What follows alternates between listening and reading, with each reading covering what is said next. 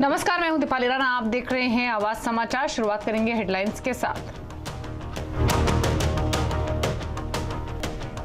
T20 world cup semifinal में भारत ने England को दी 169 रनों की चुनौती। पांड्या और कोहली ने खेली शानदार अर्धशतकीय पारी। इंग्लैंड की भी मजबूत शुरुआत।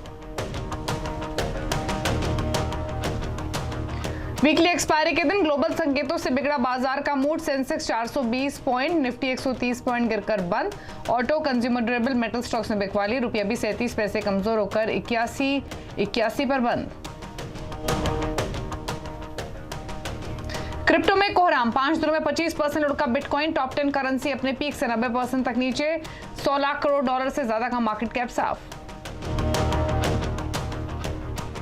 दिल्ली शराब घोटाले में औरबिंदो फार्मा के डायरेक्टर शरत रेड्डी गिरफ्तार। मनी लॉन्ड्रिंग के आरोप में ईडी ने किया अरेस्ट। कंपनी के शेयर में बड़ी गिरावट। अब 10 साल में एक बार आधार अपडेट कराना होगा अनिवार्य। पहचान और पते का प्रूफ देना होगा। सरकार ने जारी की नई गाइडलाइंस। हिमाचल में चुनाव प्रचार का आखिरी दिन। प्रधानमंत्री ने वोटर्स को लिखा पत्र। 12 नवंबर को डाले जाएंगे वोट। इधर गुजरात के लिए बीजेपी ने जारी की 160 उम्मीदवारों की लिस्ट। 85 विधायकों के टिकट कटे।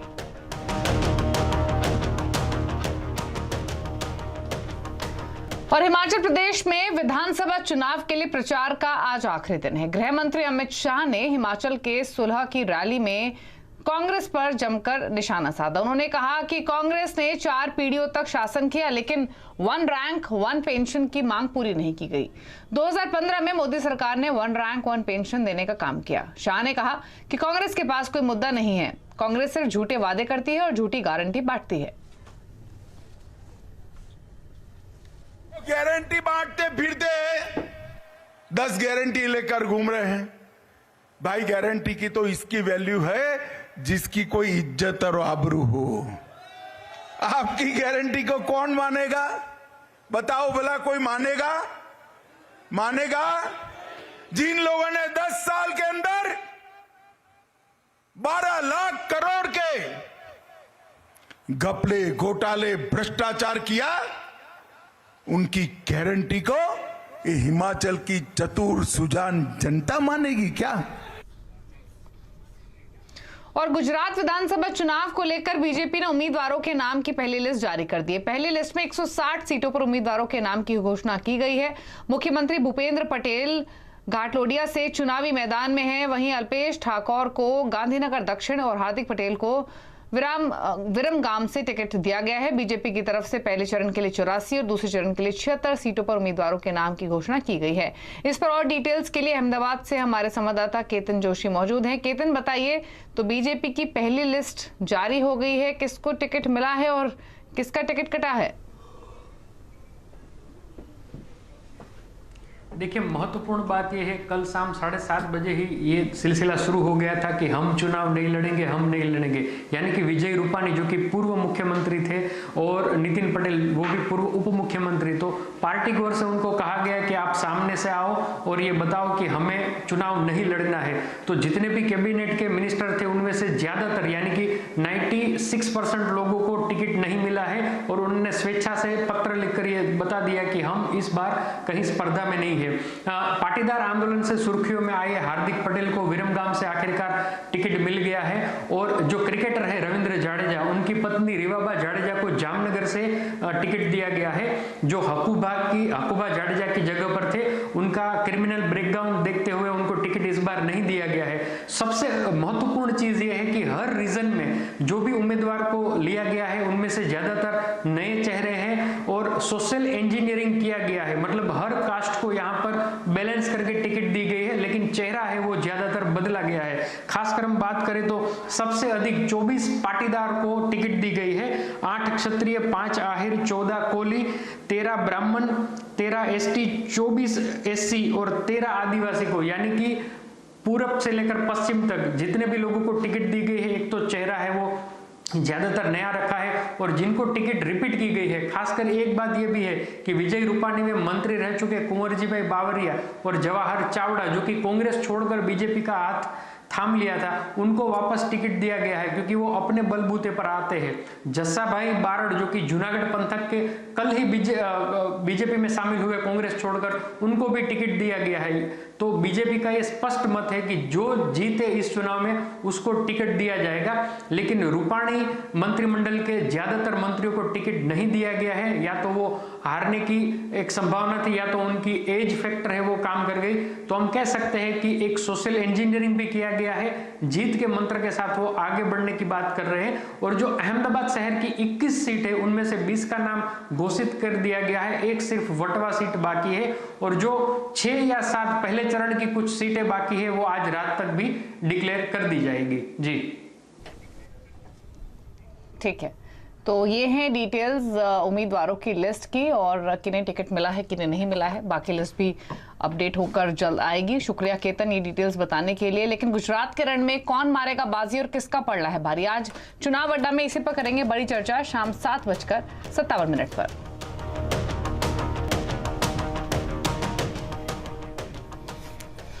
और यूरिया कंपनियों को उत्पादन लागत घटाने के लिए कदम उठाने होंगे। सीएनबीसी आवाज को मिली एक्सक्लूसिव जानकारी के मुताबिक आज कैबिनेट की बैठक में 14 यूरिया प्लांट पर जुर्माना लगाने का फैसला लिया गया है।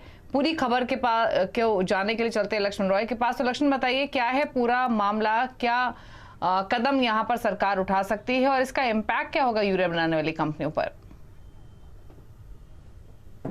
दरअसल कैबिनेट की आज हुई बैठक में एक महत्वपूर्ण फैसला लिया गया, वो है यूरिया प्लांट को लेकर के। जिन जिन यूरिया प्लांट ने नए एनर्जी नॉर्म्स के तहत अपने प्लांट को अपग्रेड नहीं किया था उन पर जुर्माना लगाने का फैसला लिया गया है। और ऐसे 14 यूरिया प्लांट हैं और इन 14 यूरिया प्लांट पर न सिर्फ जुर्माना लगाने का फैसला लिया गया है, साथ ही साथ उनको ये भी सख्त आदेश दिया गया है कि 31 मार्च 2023 तक, जी हाँ अगले साल 31 मार्च तक अपने अपने प्लांट को नए एनर्जी नॉर्म्स के हिसाब से अपग्रेड कर लें। इससे फायदा ये होगा कि जैसे नए एनर्जी नॉर्म्स के हिसाब से प्लांट को अपग्रेड करेंगे तो उत्पादन लागत काफ़ी ज़्यादा कम हो जाएगी। उत्पादन लागत कम हो जाएगी तो सरकार को यूरिया सब्सिडी में अच्छी खासी बचत होगी। इसलिए सरकार लगातार इस बात पर जोर दे रही है कि यूरिया प्लांट जो हैं अपने यहाँ नए एनर्जी नॉर्म्स के हिसाब से अपने मशीनों को, अपनी तकनीक को अपग्रेड कर सके। तो इस लिहाज से देखें तो एक बड़ा कदम है कैबिनेट का फैसला। तो ये हैं तमाम डिटेल्स जो कैबिनेट की मीटिंग से क्या डेवलपमेंट हो सकती है। जिन्होंने भी कंपनियों ने अपने प्लान्स को अपग्रेड नहीं किया है उनको जुर्माना देना पड़ सकता है। शुक्रिया लक्ष्मण ने डिटेल्स बताने के लिए। लेकिन अब बात करेंगे मार्केट अपडेट की। आज संकेत खराब थे विदेशी बाजारों से। यूएस के मिड टर्म रिजल्ट्स जो आए इलेक्शन के, उससे बाजार का मूड बिगड़ता हुआ दिखा और उसी तर्ज पर भारतीय बाजारों पर भी इंपैक्ट आया। वीकली एक्सपायरी भी थी आज। गिरावट पर क्लोजिंग हुई। सेंसेक्स 420 अंक गिरकर बंद हुआ। निफ्टी भी 130 पॉइंट गिरकर बंद हुआ। बीएसई के सभी सेक्टर्स भी दबाव के साथ ही बंद हुए। सुमित हमारे साथ मौजूद हैं की हाइलाइट्स के साथ। सुमित बताइए पहले तो आज की 10 अहम बातें। देखिए आज भारतीय बाजारों के लिए, क्योंकि वीकली एक्सपायरी का दिन था, अंतर्राष्ट्रीय बाजारों के जो संकेत थे वो थोड़े से कमज़ोर साइड पर थे और तीसरा एक बहुत बढ़िया रनअप हाल फिलहाल में बाजार ने दिखाया था, तो उसके बाद थोड़ी सी प्रॉफिट टेकिंग ज़रूर देखने को मिली। तो कमज़ोर संकेत, उसका इम्पैक्ट रहा। साथ ही साथ आज ब्रॉडर बेस सेलिंग थी मार्केट के अंदर। वीकली एक्सपायरी का इम्पैक्ट भी देखने को मिला। तो ना केवल फ्रंट लाइन इंडेक्स बल्कि मिड कैप, स्मॉल कैप दोनों इंडिसेस भी करीब करीब 1.25% के आसपास की गिरावट साथ कामकाज कर रहे थे। तमाम इंडिसेस के अंदर आज प्रेशर था। मेजरली जो बैंक्स अब तक लीड कर रहे थे वहां पर भी बैकफुट पे आ जाते हुए दिखाई पड़े। ऑटो, कंज्यूमर ड्यूरेबल, मेटल, ये तमाम वो शेयर थे जहां पे प्रेशर था। फार्मा के सेलेक्टिव स्टॉक्स में कुछ खरीदारी थी, कहीं पर बिकवाली भी थी, लेकिन मेजरली आज mid cap, small cap in space के अंदर बिकवाली देखने को मिली। और उसके अलावा अलग अलग जो सेक्टोरल इंडिसेस थे वो भी प्रेशर में कामकाज करते हुए दिखाई पड़े। और स्टॉक स्पेसिफिक मूव्स कहां रहे? निफ्टी के टॉप गेनर्स की बात की जाए तो उसमें सेलेक्टिव गेनर्स थे और वो भी कोई बहुत ज्यादा वहां पर तेजी नहीं दिखाए थे। बहुत कोई बड़ा फायरवर्क्स नहीं था। हीरो मोटोकॉर्प करीब 2.5% ऊपर, एचडीएफसी बैंक 1% ऊपर, कोटक महिंद्रा बैंक 1% ऊपर और ओएनजीसी रफली 1% के आसपास की बढ़त यहां देखने को मिली। गिरने वाले शेयरों में टाटा मोटर नंबर्स के बाद 5% नीचे, एक्सिस बैंक, ब्लॉक डील का इंपैक्ट 3.5% के आसपास की गिरावट यहां रही। M&M 3% नीचे, बजाज फिनसर्व करीब 3% के आसपास की बिकवाली यहां आते हुए दिखाई पड़ी। मिड कैप के गेनर्स में आज गोदरेज प्रॉपर्टी नंबर्स के बाद 6%, लुपिन नंबर के बाद 3.5%, यूनियन बैंक 4.5% और लिंडे इंडिया करीब 2% के आसपास ही तेजी यहां रही। तेज बिकवाली रही आज ऑरोबिंदो फार्मा में, नेगेटिव न्यूज फ्लोज का इंपैक्ट 12% नीचे। नंबर्स के बाद दीपक नाइट्राइट 10% टूटा, रैमको सीमेंट 8.5% टूटा और ट्यूब इन्वेस्टमेंट करीब 5% बिकवाली यहां आते हुए दिखाई पड़ी। इसके अलावा एफ&ओ में लीड कर रहा था Godrej properties, Lupin, hero MotoCorp और एबीबी, करीब 2% के आसपास का मूव यहां देखने को मिला। एफ&ओ गिरने वाले शेयरों में ऑरोबिंदो फार्मा, दीपक नाइट्राइट, पिरामल एंटरप्राइजेज और रैमको सीमेंट, कुछ ऐसे नाम जहां पे 8.5 से लेकर 12% तक का फॉल आज के सत्र में आता हुआ दिखाई पड़ा। और मेजरली आज जो प्रेशर था वो बैंकिंग की तरफ से प्रिवेल होता हुआ दिखाई पड़ रहा था। शुक्रिया सुमित आपका ये डिटेल्स बताने के लिए मार्केट्स की हाइलाइट्स। लेकिन ग्लोबल बाजारों से भारत का प्रदर्शन बेहतर है और ये कहना है national institute of securities market के कुंज बंसल का। सीएनबीसी से खास बातचीत में कुंज बंसल ने कहा कि सितंबर के बाद से भारतीय बाजार का प्रदर्शन बेहतर रहा है और आने वाले समय में आईटी और कंज्यूमर ड्यूरेबल्स में अच्छे मौके हैं। मुझे लगता है आईटी सेक्टर में बहुत ज्यादा पिटाई हो चुकी है, वैल्यूएशन काफी रीजनेबल हो गए हैं। जो भी नेगेटिविटी नंबर्स में आनी थी मार्जिन्स को लेकर, एम्प्लॉय एट्रिशन को या एम्प्लॉय कॉस्ट को लेकर, वो सब अब बिल्ड इन हो गई है। ग्रोथ के एक्सपेक्टेशन कम हो जाएंगे, ज्यादा हो जाएंगे, वो भी अब लार्जली नोन है। तो मुझे लगता है वहां पे धीरे धीरे पैसा डालना शुरू करना चाहिए, थोड़ा सा मीडियम टर्म का अगर हम व्यू लें तो एक वो सेक्टर है। दूसरा सेक्टर है कंज्यूमर ड्यूरेबल्स। एफएमसीजी अभी भी उतना नहीं, पर कंज्यूमर ड्यूरेबल्स, आपकी ये सारी electrical, electronic appliances, refrigerators, home equipments companies, ये सेक्टर ने भी काफी अंडर परफॉर्म किया है ऑब्वियस बेसिस पे कि उनके सितंबर क्वार्टर के नतीजे टॉप लाइन पे मिक्स रहे हैं, कहीं ग्रोथ हुई कहीं नहीं हुई। जो फेस्टिवल सीजन में डिमांड एक्सपेक्टेड थी वो नहीं आई, स्पेशली रूरल एरिया से बहुत ज्यादा नहीं आई, और कमोडिटी का प्रेशर तो एक्सपेक्टेड था ही, तो इसलिए मार्जिन में प्रेशर दिखा। तो उस वजह से ये सेक्टर भी करीब साल सवा साल के रेंज के टाइम बेसिस का अंडर परफॉर्मर हो गया है। तो मुझे लगता है वो ग्रोथ कहीं ना कहीं आएगी। तो ये दो सेक्टर हैं जिनमें काफी करेक्शन हो गया है, प्राइस वाइज, वैल्यूएशन वाइज, और घूम फिर के परफॉर्मेंस आ जाएगी, सेक्टर्स में डिमांड रिकवरी आ जाएगी, प्रॉफिटेबिलिटी आ जाएगी। तो यहाँ पे पैसा डालना शुरू कर। और real estate company keystone realtors का आईपीओ 14 नवंबर को खुलकर 16 नवंबर को बंद होगा। इस आईपीओ के जरिए कंपनी की 635 करोड़ रुपए जुटाने की योजना है और आईपीओ का प्राइस बैंड 514 से 541 रुपए प्रति शेयर के बीच है। कंपनी का फोकस मुंबई के रियल एस्टेट मार्केट्स पर रहेगा। कीस्टोन रियल्टर्स जो रुस्तम जी से के नाम से बेहतर जानी जाती है, इसकी आईपीओ 635 करोड़ रुपए की है। इसमें से 560 करोड़ जो है वो प्राइमरी है और 75 जो है वो ओएफएस है। हम मुंबई और एमएमआर में दो बड़े टाउनशिप्स कर रहे हैं, एक थाना में 100+ एकर्स और एक विरार में 200+ एकड़ कर रहे हैं। और इसके अलावा हम भांडुप और पूरे वेस्टर्न सबर्ब्स और अभी मिड सिटी प्रभा देवी, यहाँ पे सारे डेवलपमेंट्स कर रहे हैं। हमारे काफ़ी घर in the last few months, जो इवन इकोनॉमिक टाइम्स ने कैरी किया था कि हमने 40 करोड़ प्लस 70 करोड़ के आसपास के वैल्यू के घर बेचे हैं, और आगे चल के हमारा एक प्रोजेक्ट क्यूरेट हो रहा है जहाँ पे 100 करोड़ के आसपास के घर बनेंगे। और दिल्ली के शराब घोटाले मामले में ईडी ने बड़ी कार्रवाई की है। शराब घोटाले में ईडी ने औरोबिंदो फार्मा के डायरेक्टर शरत चंद्र रेड्डी को गिरफ्तार कर लिया है। शरत चंद्र रेड्डी पर मनी लॉन्ड्रिंग का आरोप है। शरत रेड्डी के खिलाफ सबूत मिलने के बाद गिरफ्तारी हुई है। वहीं शरत पर आप पार्टी के कुछ नेताओं से साठगांठ की भी बात सामने आई है। औरोबिंदो फार्मा के डायरेक्टर की गिरफ्तारी के बाद कंपनी के स्टॉक में 12% ज्यादा गिरावट दर्ज की गई। और दिल्ली में आम आदमी पार्टी और एलजी वीके सक्सेना के बीच घमासान थमने का नाम नहीं ले रहा है। दिल्ली में आबकारी नीति में कथित भ्रष्टाचार के मामले में फंसे डिप्टी सीएम मनीष सिसोदिया पर एक नया खुलासा हुआ है। सूत्रों के मुताबिक दिल्ली के एलजी वीके सक्सेना ने मनीष सिसोदिया पर मंत्री रहते हुए अपने पद का गलत इस्तेमाल करने का आरोप लगाया है। इसी खबर पर और डिटेल्स के साथ हमारे साथ पल्लवी घोष मौजूद हैं। तो पल्लवी बताइए, दिल्ली के एलजी ने मनीष सिसोदिया पर क्या आरोप लगाए हैं, कितने गंभीर हैं और ये आरोप? देखिए, जो सरकारी सूत्र हमें बताते हैं कि एक तरह से शिकंजा कस रहा है जो दिल्ली के उप मुख्यमंत्री मनीष सिसोदिया पर। जो डॉक्यूमेंट्स हमारे पास है उसमें साफ साफ ये बात कहा जाता है कि मनीष सिसोदिया ने अपने ओएसडी को एक चिट्ठी लिखी थी जहां पे उन्होंने लिकर कंट्रोवर्सी और लिकर गेट जिसको कहा जाता है उसको लेके जितने भी दस्तावेज है या पेन ड्राइव है वो उन्होंने मांगा था ना। सरकारी सूत्र हमें ये बताते हैं कि जब इन्वेस्टिगेशन ऑन है और उनमें से मनीष सिसोदिया को अक्यूज या आरोपी भी माना जा रहा है, ऐसे में उनका ये दस्तावेज मांगना एकदम सही नहीं है। क्या वो इन्वेस्टिगेशन प्रोसेस में दखल देना चाहते हैं? देखिए, कहीं ना कहीं ये दबाव भी आ रहा है कि मनीष सिसोदिया पे शिकंजा कसा जाए।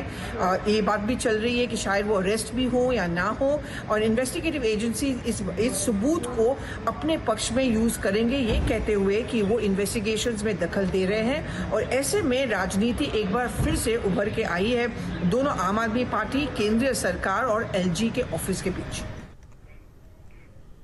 शुक्रिया आपका पल्लवी, ये डिटेल्स बताने के लिए। तो ये है पूरा मामला जिसकी डिटेल्स आपको भी पल्लवी ने बताई। और अब कुछ और खबरों की ओर रुख करते हैं। अब आपको 10 साल में एक बार आधार कार्ड को अपडेट कराना अनिवार्य होगा। ऐसा नहीं करने पर आपको एड्रेस अमान्य हो सकता है। सरकार ने इसके लिए नई गाइडलाइंस जारी कर दी हैं। असीम से लेते हैं और डिटेल्स। तो असीम, बताइए क्या कहती है नई गाइडलाइंस और क्या है ये पूरी खबर?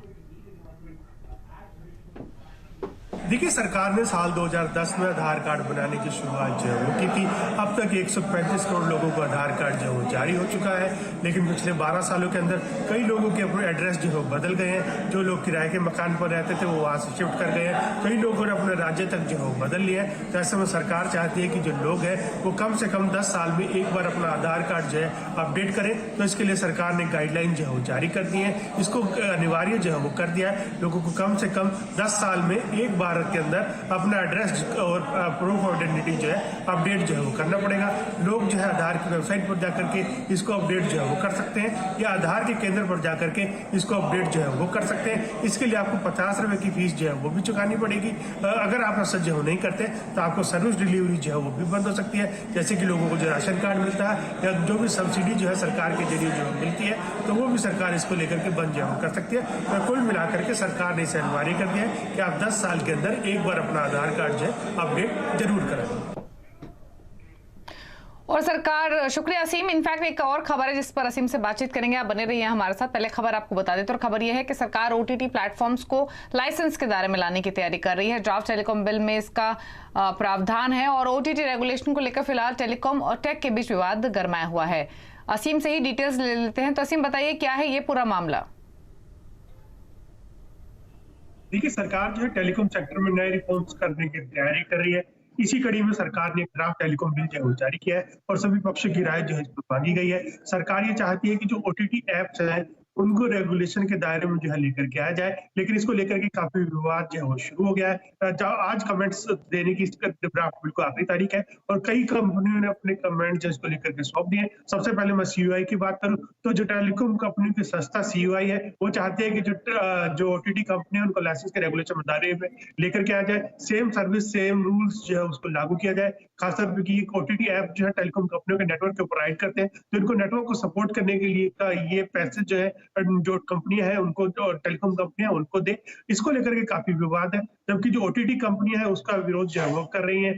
ओटीटी कंपनियां चाहते हैं कि सरकार इनको किसी भी तरह का रेगुलेशन जो है वो ना लाए, लाइसेंस जो है वो ना लेकर के आए। इससे इनोवेशन जो है प्रभावित होगा। जो नेस्कॉम है, जो ब्रॉडबैंड इंडिया फोरम है, या फिर जो IMEI है, मोबाइल एप्लीकेशन की संस्था, उसने इसका विरोध जो है वो किया है। तो सरकार इसको लेकर के एक रिवाइज ड्राफ्ट जो है वो जारी करने की तैयारी कर रही है। अगले एक हफ्ते के अंदर अंदर एक रिवाइज ड्राफ्ट जो जारी हो जाएगा और सरकार इसके बाद इस विवाद को हल करने की कोशिश वो करेगी। शुक्रिया असीम, ये डिटेल्स बताने के लिए। तो ओटीटी लाइसेंस पर टकराव बना हुआ, उसकी तमाम डिटेल्स असीम ने अभी भी बताई। लेकिन बैंड बाजा और बिग फैट इंडियन वेडिंग का मौसम फिर से आ चुका है। अगले 1 महीने होटल और मैरिज हॉल पूरे बुक हैं। पिछले 2 साल में मंदी देख रही होटल इंडस्ट्री को इस बार जोरदार रिकवरी की उम्मीद है।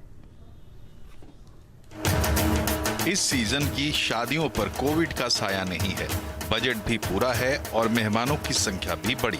आलीशान और थीम बेस्ड शादियों की वापसी हो रही है। कुछ लाख से लेकर करोड़ों रुपए में मैरिज हॉल बुक हो रहे हैं। डेस्टिनेशन वेडिंग की मांग भी बढ़ रही है। उदयपुर, जयपुर, गोवा जैसे डेस्टिनेशन ही नहीं, दिल्ली में भी होटल पैकेज इस वक्त आसमान छू रहे हैं। कि उन लोगों को क्या चाहिए, शायद 2 साल उन लोगों के पास टाइम था कि उन लोग सोच सके कि मुझे क्या क्या चाहिए। एक तो वो है, दूसरा as a company we have got something called as timeless weddings.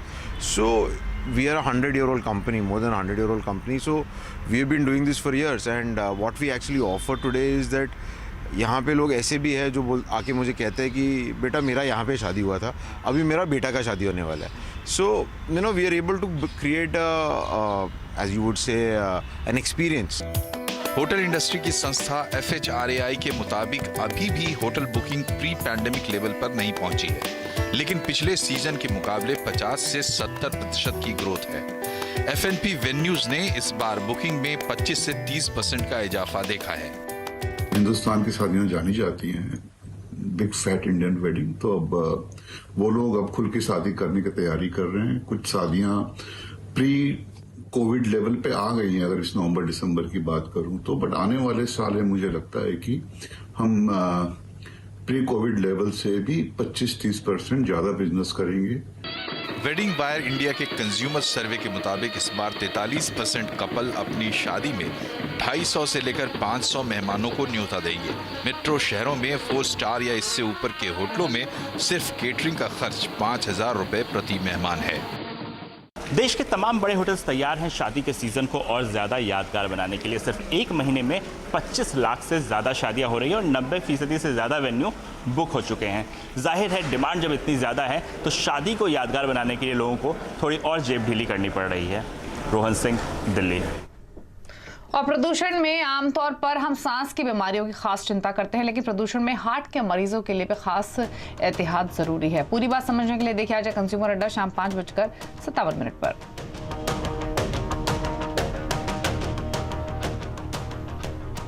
और मालदीव्स की राजधानी माले में गैराज में भीषण आग लगने से 11 लोगों की मौत हो गई, जिसमें 9 भारतीय शामिल हैं। माले के अधिकारियों के मुताबिक ये आग एक कार रिपेयरिंग गैराज में लगी, जिसके बाद ये बढ़ते हुए मजदूरों के घर तक पहुंच गई। अब तक इस घटना में 11 लोगों के मरने की खबर है, जिसमें 9 भारतीय समेत एक बांग्लादेशी नागरिक भी शामिल है। मालदीव्स में भारतीय हाई कमीशन और मालदीव्स के विदेश मंत्री ने इस घटना पर शोक व्यक्त किया है।